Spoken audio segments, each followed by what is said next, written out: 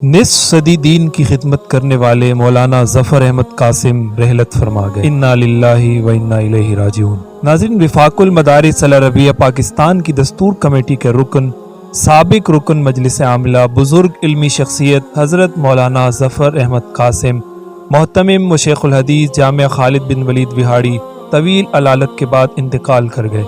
آپ کی رحلت سے علمی حلقوں کو بہت بڑا نقصان ہوا ہے۔ میڈیا کوارڈینیٹر وفاق المدارس مولانا طلعت رحمانی کے مطابق مولانا ظفر احمد قاسم مرحوم ایک جید عالم دین تھے۔ آپ نے نصف صدی سے زائد دینی علوم کی تدریس و ترویج کے ذریعے بڑی خدمات سرانجام دی۔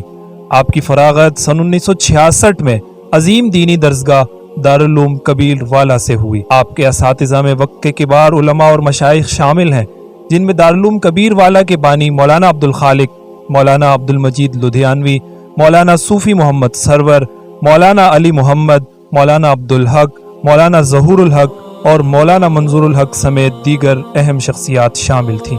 فراغت کے بعد اپنے مادر علمی دارالعلوم کبیر والا میں 6 سال تدریس کی۔ اسی طرح شورکوٹ میں جامعہ عثمانیہ اور مرکزی عیدگاہ تولمبہ میں بھی آپ نے تدریسی خدمات سرانجام دی۔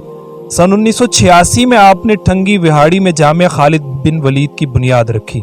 آپ کی محنت و کاوش سے ادارے نے تیزی سے ترقی کی۔ اس وقت ملک کی معروف دینی درسگاہ میں اس ادارے کا شمار ہوتا ہے۔ چند برس قبل لاہور میں آپ کا بائی پاس ہوا تھا۔ اس کے کچھ عرصے بعد سے آپ مختلف امراض میں مبتلا رہے۔ 5 روز قبل طبیعت زیادہ ناساز ہونے کی بنا پر ناظم اعلیٰ وفاق المدارس مولانا حنیف جالندری کی مشاورت اور تعاون سے ملتان کے معروف نشتر ہسپتال میں آپ کو انتہائی نگہداشت ICU میں داخل کیا گیا۔ آج بروز جمعہ 9 ستمبر 2022 صبح 6 بجے جان آفری کی سپرد کر دی۔ سوگواران میں ہزاروں تلامذہ، متعلقین و متوسلین سمیت ایک بیوہ، 3 بیٹے مولانا خلیل الرحمن، مولانا عزیز الرحمن، مولانا عبید الرحمن اور 2 بیٹیاں شامل ہیں۔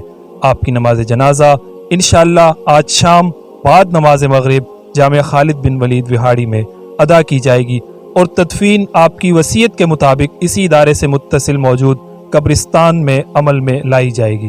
آپ کے انتقال پر قائدین وفاق المدارس مولانا مفتی محمد تقی عثمانی، مولانا انوار الحق حقانی، مولانا حنیف جالندری، مولانا عبید اللہ خالد اور دیگر تمام نے گہرے رنج اور غم کا اظہار کیا اور لواحقین سے مسنون تعزیت کرتے ہوئے ان کی علمی خدمات کو سراہا اور اہل مدارس جملہ ائمہ مساجد سے مرحوم کے لیے خصوصی دعاؤں کا اہتمام کیا۔